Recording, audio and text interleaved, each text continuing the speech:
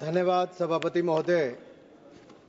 मैं माननीय प्रधानमंत्री जी को अपनी पार्टी का आभार प्रकट करता हूं, जिन्होंने मुझे वक्फ संशोधन विधेयक यानी कि उम्मीद unified Waqf management empowerment efficiency and development के समर्थन के में बोलने के लिए मौका दिया है। ये विधेयक नहीं, एक उम्मीद है।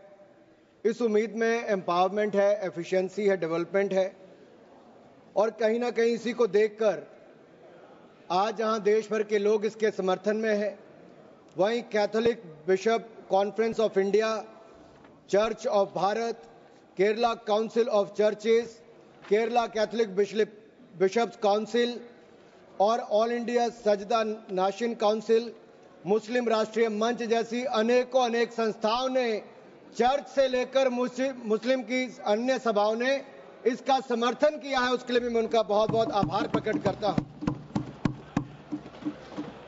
माननीय सभापति जी, वक्फ को बदलने का वक्त आ गया है, क्योंकि ये अत्याचार और भ्रष्टाचार का एक ऐसा अड्डा बन गया है। उसको खत्म करने का और बदलने का समय आया है। भारत को वक्फ के खौफ से आजादी चाहिए, क्योंकि यहां पर ये जो पहले कांग्रेस के जमाने में बना वक्फ का कानून है, वह उसका मतलब तो यही था, खाता ना वही जो वक्फ कहे वही सही। यानी कि जहां पे कह दिया वक्फ की जमीन है, वो फिर वक्फ की जमीन हो गई। वो जिम्मेदारी उनकी नहीं है कहने की, बताने की कि ये कैसे उनकी जमीन है, लेकिन जिसकी चले गई वो बेचारा दर दर भटकता है और उसको इंसाफ भी नहीं मिलता है। मैं इसके बारे में विस्तार में बताऊंगा, लेकिन आज एक बार फिर कांग्रेस देश को और देश में भ्रम फैलाने का प्रयास कर रही है। एक और तो वो हाथ में एक लाल सी किताब लेकर चलते हैं, जो कहने के लिए संविधान है लेकिन संविधान नहीं है। अगर संविधान की आप इस कॉपी को देखेंगे तो आपको एहसास होगा कि बाबा साहब अंबेडकर का सपना था कि एक देश में तो एक ही संविधान रहेगा। आपने एक देश में दो विधान बनाने का काम किया है। आपको तय करना संविधान के साथ रहना है कि वक्फ के साथ रहना है, वक्फ के साथ रहना है कि संविधान के साथ रहना है, आपको तय करना पड़ेगा। और यही नहीं, और जो लोग बड़ी बड़ी बातें यहां पे कर रहे थे, उनको यही कहना चाहता हूं, ये हिंदुस्तान है, पाकिस्तान या तालिबान नहीं। यहां बाबा साहब का संविधान चलेगा, काबिले का फरमान नहीं, मुगलिया फरमान नहीं चलने वाला। यहां पर एक नहीं अनेक ऐसे उदाहरण देखने को मिलेंगे। माननीय सभापति जी, आज हम केवल संविधान संशोधन पर चर्चा नहीं कर रहे, लेकिन एक ऐसे समानांतर सत्ता को चुनौती दे रहे हैं जो दशकों से अनियंत्रित रूप से अस्तित्व में है। वक्फ संशोधन बिल 2025 केवल कानून में बदलाव नहीं, बल्कि एक संदेश है। संदेश स्पष्ट है कि देश में एक ही कानून चलेगा, भारत का संविधान, और भारत के संविधान के ऊपर कुछ नहीं है। वक्फ बोर्ड का उद्देश्य मुस्लिम समुदाय के कल्याण के लिए संपत्तियों का प्रबंधन करना था, लेकिन कांग्रेस और उसके सहयोगी दलों ने इस भूमि को अपारदर्शी और एक गैर जिम्मेदाराना तरीके से राजनीतिक संरक्षण देते हुए एक ऐसा साम्राज्य बनाया जहां पर इन्होंने इसको अपना वोट बैंक का एटीएम बनाकर रख दिया है। 70 सालों से इन्होंने यही किया है। 1947 में भारत ने एक विभाजन देखा है, वो एक परिवार और एक पार्टी के कारण वो विभाजन हुआ है। आज जमीन जिहाद, लैंड जिहाद के नाम पर हम दूसरा विभाजन नहीं होने देंगे, नहीं होने देंगे। एक स्पष्ट संदेश तो यहां पर देना ही चाहते हैं कि मोदी जी के राज में भारत में एक कानून, एक संविधान और एक भारत रहेगा। और एक स्पष्ट संदेश भी है, एक है तो सेफ है। और यही नहीं, हम क्या कह रहे हैं, हम कह रहे हैं कि इस बिल के माध्यम से पारदर्शिता लाएंगे। पारदर्शिता लाएंगे तो जवाबदेही भी तय करेंगे। लेकिन ये लोग जिनके लिए वोट बैंक का एटीएम है, जिनके अपने नेता भ्रष्टाचार के कई मामलों में फंसे हुए हैं, जिनके राज्यों में हजारों करोड़ रुपए के घोटाले हुए, जिनका उल्लेख मैं आगे करने वाला हूं, उस पर भी मैं आपके सामने प्रकाश डालूंगा एक के बाद दूसरी। लेकिन सवाल ये खड़ा होता है कि 70 साल से ये प्रक्रिया जो चल रही है, चाहे 1964 की बात हो, 69 की बात हो, उसके बाद एक के बाद दूसरे संशोधन आए, 95 से लेकर 2013 तक इन्होंने इस कानून को इतना ऐसा बना दिया कि इसको चुनौती देने तक का भी हक कहीं नजर नहीं आता था। ना कोई ऑडिट, ना कोई निरीक्षण, बस भूमि अधिग्रहण की बात, शहर दर शहर, गली दर गली, इस पर एक तरह से कब्जे के बाद दूसरा कब्जा करने का काम किया गया। यह धर्मनिरपेक्षता नहीं थी, ये एक नरम विभाजन की ओर ले जाने का काम था, एक नरम विभाजन की ओर ले जाने का काम था। लेकिन हमने अब इस कानून में बदलाव किया है ताकि मुस्लिम समुदाय के सभी गरीब से गरीब व्यक्ति का भी इसमें भला हो सके। मुझसे पहले एक मुस्लिम समुदाय के एक सदस्य जो कांग्रेस पार्टी से आते हैं वो अपना भाषण कर रहे थे। मैं उनको ही कहना चाहता हूं, अशरफ,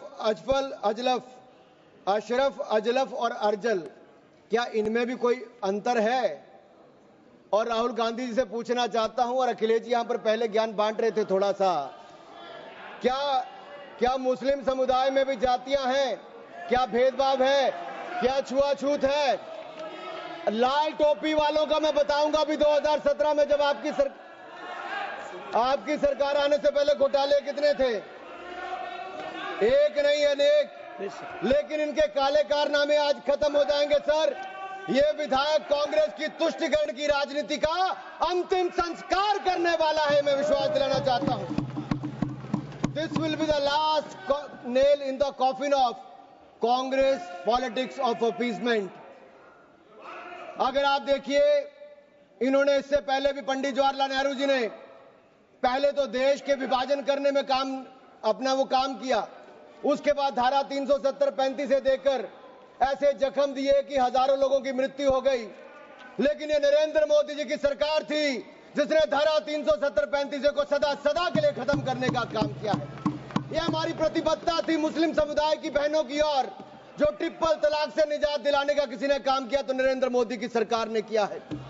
आपने तो वायदा किया था कि जो पाकिस्तान, बांग्लादेश और अफगानिस्तान में रह गए हैं उनको वहीं पर पूरा न्याय मिलेगा, लेकिन नहीं मिला। लेकिन उनको भारत में भी आकर अगर उनको नागरिकता देने की बात थी तो आपकी सरकार में 60 सालों में नहीं हुआ। सीएए कानून किसने बनाया? तो वो भी नरेंद्र मोदी की सरकार ने बनाकर वो काम किया है।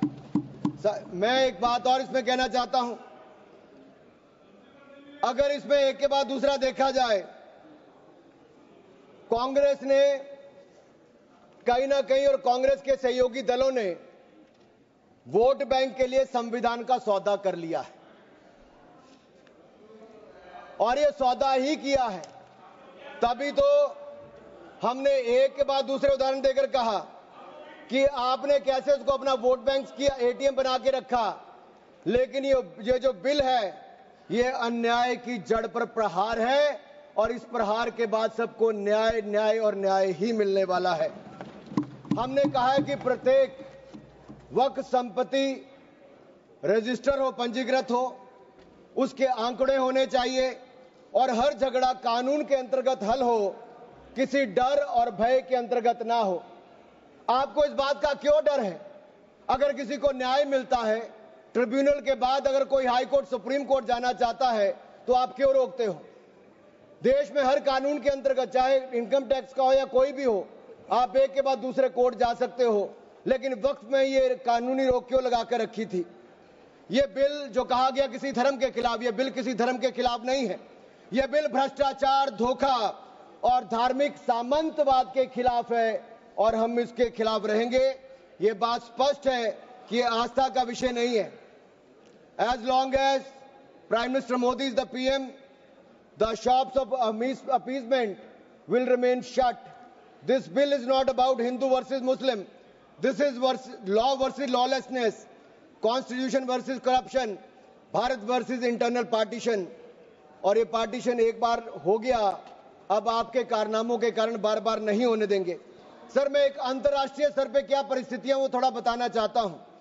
टर्की में 1923 के बाद 1924 में मिनिस्ट्री ऑफ वक्फ इसको एबॉलिश कर दिया गया, और वहां पे जनरल डायरेक्टरेट ऑफ फाउंडेशन बना जो रेस्टोरेशन, मेंटेनेंस और यूटिलाइजेशन वक्फ प्रॉपर्टीज का करता है, और ये इसके बाद इसको लोगों की भलाई के काम के लिए पैसा लगाता है। कुवैत में भी ministry of Waqf and Islamic affairs है। ये एसेट, मस्जिद, स्कूल, अस्पताल, इन सबका देखरेख करता है और मॉडर्नाइजेशन के माध्यम से, टेक्नोलॉजी के माध्यम से इसका फायदा उठाते डिजिटलाइजेशन किया है। लेबनान में ministry of endowments and Islamic affairs है जो इसकी मैनेजमेंट और यूटिलाइजेशन को सारे को देखती है और चैरिटेबल और कम्युनिटी के काम को देखती है। सीरिया में भी मिनिस्ट्री ऑफ वक्फ है जहां पर एप्रोप्रिएट यूज हो, रेवेन्यू हो, चैरिटेबल पर्पस हो, उसके लिए काम किया जाता है। इराक में भी सुन्नी एंडोमेंट और शिया एंडोमेंट ऑफिस है और यह भी सीधा सेंट्रलाइज फ्रेमवर्क के माध्यम से काम करता है। सऊदी अरेबिया में जनरल अथॉरिटी ऑफ वक्फ है जो इंडिपेंडेंट पब्लिक बॉडी है। सिंगापुर में MUIS है जो स्टैट्यूटरी बॉडी है, वो मिनिस्ट्री ऑफ कम्युनिटी डेवलपमेंट के अंतर्गत है। ये वक्फ मैनेजमेंट के डिजिटल सिस्टम के माध्यम से काम करता है। इंडोनेशिया में भी इंडोनेशियन वक्फ बोर्ड है जो इंश्योर करता है अच्छे काम करने के लिए, उनके भलाई के लिए। तुनिसिया में भी, इजिप्ट में भी, रशिया में भी, फ्रांस में इसी तर्ज पे काम किया गया है। लेकिन यहां पर ऐसा नहीं किया गया, यहां पे इसके खिलाफ ही काम करते रहे। चंद लोगों के हाथ में, राहुल गांधी जी कहते हैं कि चंद लोगों के हाथ में देश की संपत्ति है। राहुल गांधी जी सदन में नहीं, लेकिन मैं उनको बताना चाहता हूं, मात्र 200 लोगों के हाथ में अपने वक्फ बोर्ड दे रखे हैं और देश की लाखों करोड़ रुपए की संपत्ति उनको दे रखी है। क्या उनसे छुटकारा दिलाना चाहिए कि नहीं दिलाना चाहिए? क्या आम मुस्लिम को उसका लाभ मिलना चाहिए कि नहीं मिलना चाहिए? क्या मुस्लिम महिलाओं को, बच्चों को लाभ मिलना चाहिए कि नहीं मिलना चाहिए? क्या विधवाओं को लाभ मिलना चाहिए कि नहीं मिलना चाहिए? आप महिला विरोधी क्यों हैं? मुस्लिम विरोधी क्यों हैं? आप बदलाव विरोधी क्यों हैं? ये सवालों का जवाब आपको देना ही पड़ेगा। सर, एक कहावत है जो यहां पर बाहर कहा जाता है कि पता है यहां से बहुत दूर, पता है यहां से बहुत दूर और गलत और सही के पार एक मैदान है। पता है यहां से बहुत दूर, गलत और सही के उस पार एक मैदान है। मैं वहां मिलूंगा तुझे और अगर वक्फ का बस चला तो वक्फ की संपत्ति बन जाएगा। यानी कि जिस पे भी नजर रखोगे वक्फ की संपत्ति बन जाएगा और उसमें से आपको इंसाफ मिल नहीं पाएगा, क्योंकि ऐसी हालत कर दी है। सर, अगर आप देखेंगे वक्फ की सच्चाई क्या है, भारत में ऐसा कौन सा कानून है जिसने आपका घर, आपका मंदिर, यहां के आपके पूरे गांव छीन लिए? भारत में कौन सा ऐसा कानून है जिसने आपका घर, आपके मंदिर, आपके पूरे गांव छीन लिए? ये ऐसा कौन सा कानून है जिसके खिलाफ आप कोर्ट भी नहीं जा सकते? ये कौन सा ऐसा कानून है जो संविधान से भी ऊपर है? इसका नाम वक्फ है जो कांग्रेस के समय बना है। सर, इसने गुरुद्वारे हो, मंदिर हो, घर हो, गांव हो, सब पे कब्जा करने का काम किया है।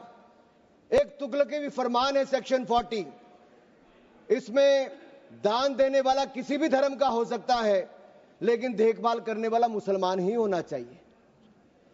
ये मंदिर में तो ऐसा नहीं है। सरकारें मंदिर का, ये कर्नाटक की सरकार है कांग्रेस की, 450 करोड़ रुपया साल का आप इकट्ठा करते हैं, कहां खर्च करते हैं? कौन जवाब देता है उसका? एक एक रुपए का हिसाब आपको देना चाहिए था। क्या किसी मस्जिद का पैसा आपने लिया? क्या किसी वक्फ बोर्ड का पैसा आपने लिया? लेकिन कर्नाटक में जो घोटाले हुए सर, उसमें इनके राष्ट्रीय अध्यक्ष मल्लिकार्जुन खड़गे जी का नाम भी आता है, जहां पर क्या सर, यही नहीं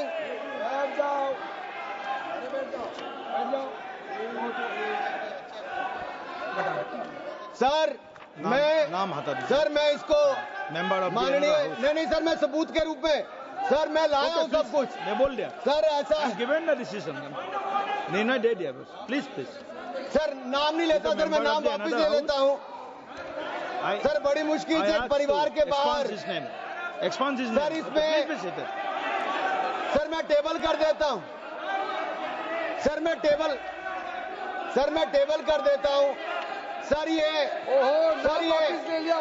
मैं टेबल कर देता हूं सर।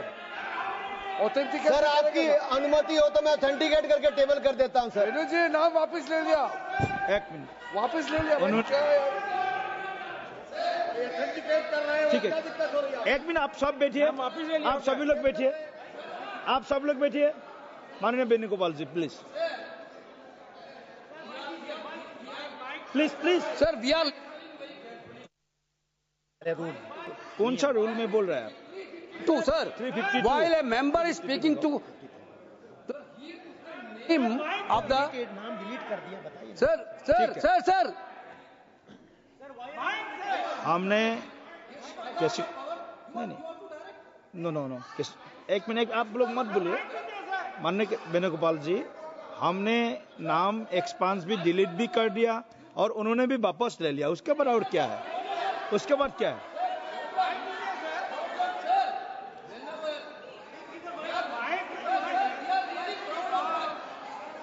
माइक दीजिए। माइक नाम बुलाइए ना। एक मिनट वेणुगोपाल जी बोलिए। आप वेणुगोपाल जी बोलिए। Please be seated. All members please seated. Sir, while he's speaking, he's totally misled the House. Not only misleading the House, he took the name of Honorable Leader of Opposition of Rajya Sabha here in a very bad way. We are really proud. Sir, we are really proud of that. We are having a Congress president who came from the grassroots level of this country. Okay. With so much, he didn't like Mallikarjuna Kharge ji because he is leading by his casteism. Okay, thank you please continue sir आज माननीय सभापति जी, आखिरकार कांग्रेस ने अपनी जातिवादी सोच को सामने ले ही आए। ये कभी जाति के नाम पे, कभी क्षेत्र के नाम पे, कभी धर्म के नाम पर बांटने का काम करते हैं। मैंने किसी जात का नाम नहीं लिया था, लेकिन आप जाति को लेकर आए हो। और यही नहीं सर, ये रिपोर्ट देखिए। ये विधानसभा, कर्नाटक की विधानसभा में कांग्रेस के एक नहीं अनेक नेताओं के नाम आए जिन्होंने वक्फ की प्रॉपर्टी को खाने का काम किया है, हजारों करोड़ के घोटाले करने का काम किया है। इसीलिए आप लोग पारदर्शिता नहीं चाहते, इसीलिए आप लोग ट्रांसपेरेंसी नहीं चाहते, इसीलिए आप लोग जवाबदेही नहीं चाहते। सर मैं इसको ऑथेंटिकेट करके रिपोर्ट को रखना चाहता हूं। सर यही नहीं, ये तुगलकी फरमान जो थे, मैं कर देता हूं सर। अगर किसी की संपत्ति जिसके ऊपर उन्होंने कब्जा कर लिया हो, सर इसको साबित करने से उनको वक्फ साबित नहीं करना सर। ये जिसकी प्रॉपर्टी है बेचारा, उसको धक्के खाने पड़ते एक से जगह दूसरी जगह के लिए। सर ये आम व्यक्ति के लिए एक अभिशाप है। अगर सरकारी जमीन छीनी जा सकती है, गांव के गांव छीने जा सकते, तो आप कल्पना कीजिए आम इंसान की प्रॉपर्टी को कैसे किया जाएगा। सर नो ऑब्जेक्शन सर्टिफिकेट लेके जाना पड़ता है। सर वक्फ का साम्राज्य इतना बड़ा हो गया कि 9 लाख एकड़ जमीन जो लाखों करोड़ की है। सच्चर कमेटी कब बनी? आपकी सरकार के समय बनी। 2006 में उसकी रिपोर्ट आई। आप क्यों हाथ पे हाथ धर के बैठे रहे? क्यों बैठे रहे? उन्होंने कहा था कि साल का 12,000 करोड़ रुपए की आमदन हो सकती है। पिछले 20 सालों में 2.5 लाख करोड़ रुपए की आमदन हो गई होती। आमदन होती तो मुस्लिम महिलाओं का, बच्चों का और मुस्लिम समुदाय का भला हुआ होता। लेकिन कांग्रेस पार्टी ने भला कभी चाह ही नहीं मुस्लिम समुदाय का, केवल वोट की राजनीति करके रखा। सर ये कितनी है? मॉरिशियस जैसे 2 देश, उसके बराबर वक्फ बोर्ड की जमीन है।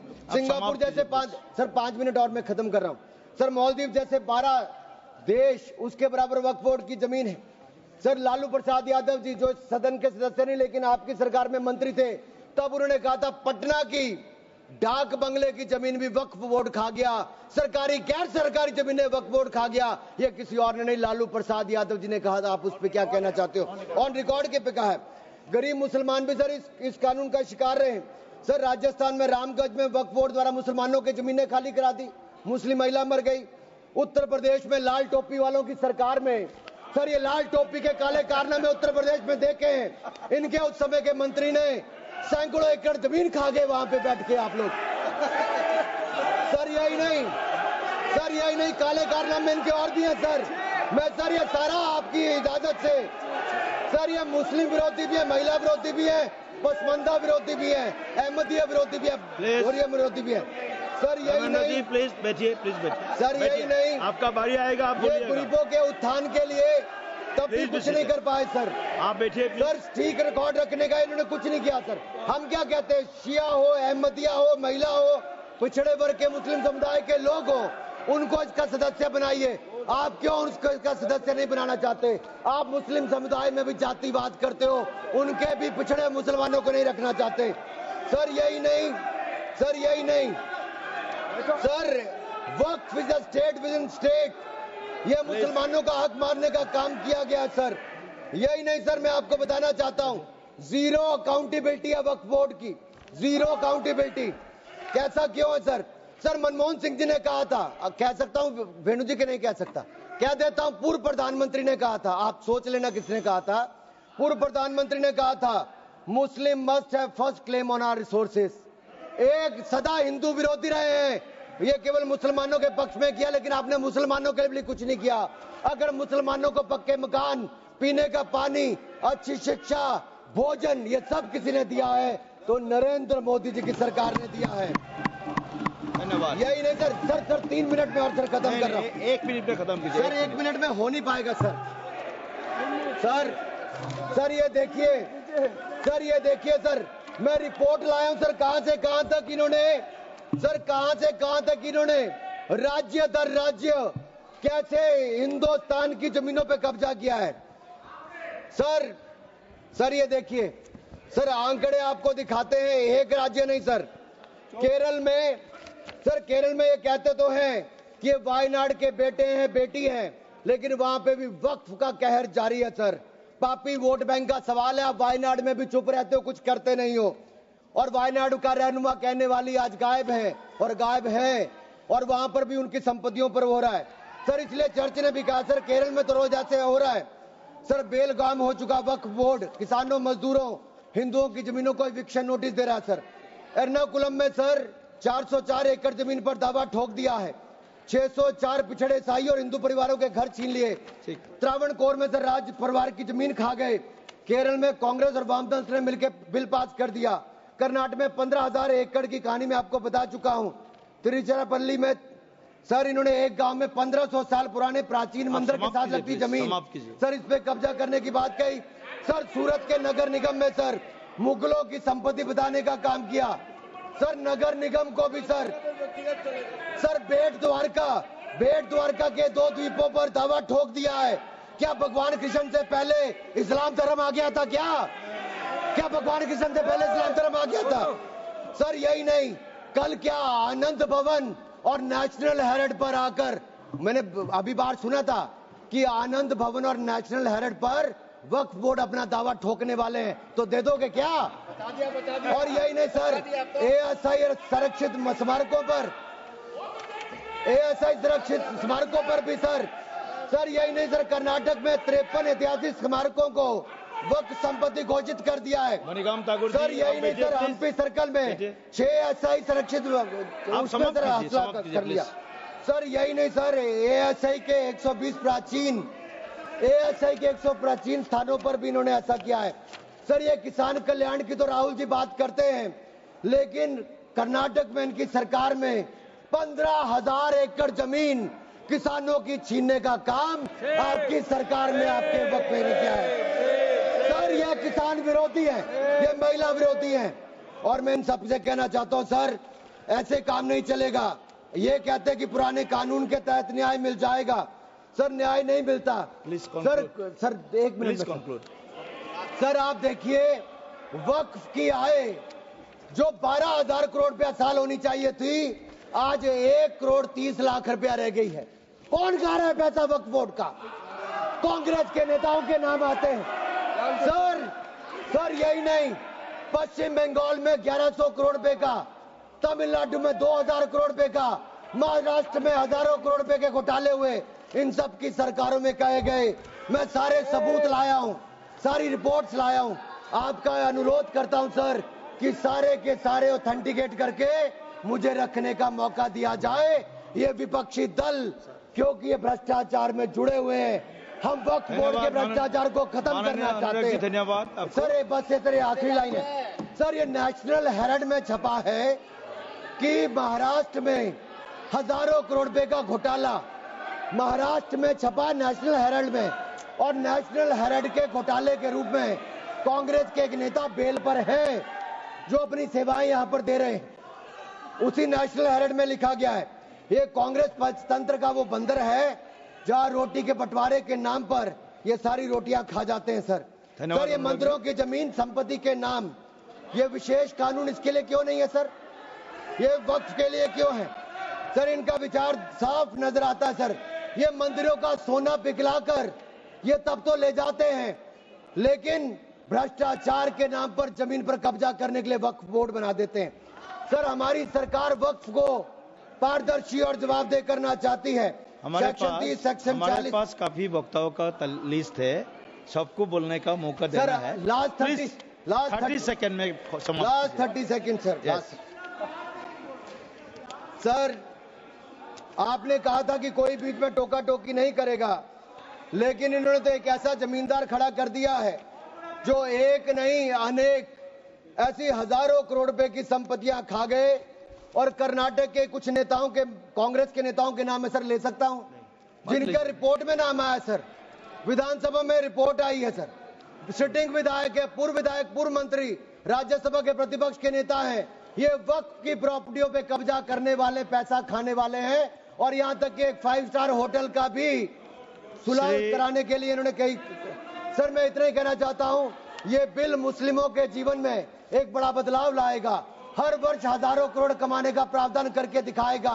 अच्छी शिक्षा, अच्छी सुविधाएं, अच्छे मकान, अच्छा इलाज और अच्छा भविष्य देने का काम ये नरेंद्र मोदी की सरकार में वक्फ बोर्ड का संशोधन बिल उम्मीद के माध्यम से एक नई उम्मीद बांध कर दिखाएगा, नई उम्मीद बांध कर दिखाएगा। बहुत बहुत धन्यवाद।